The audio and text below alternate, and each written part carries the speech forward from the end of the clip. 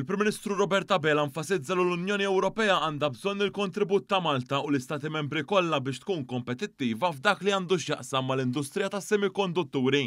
Dr. Abela saħaq dan waqt li kienet jindirizza l-European Forum for Electronic Components and Systems li sar f'Malta permezz tal-ħidma tal-Malta Enterprise u sostna kif Ewropa kompetittiva teħtieġ l-Istati membri kollha ikunu jistgħu jikkontribwixxu għal katina tal-valur tas-semikondutturi u jibbenefikaw minna. Hawnhekk semma kif din l-industrija f'Malta mibnija fuq wirt ta' 50 sena bil-preżenza tal-ST Microelectronics fejn l-operat tagħha juri reżiljenza tal-ekonomija lokali. Dr. Abela nota kif Malta issa tinsab f'mument kruċjali hekk kif il-pajjiż qed ikompli miex lejn attivitajiet ta' valur għoli xprunati mit-teknoloġija u hawnhekk irrefera għal viżjoni Malta 2050.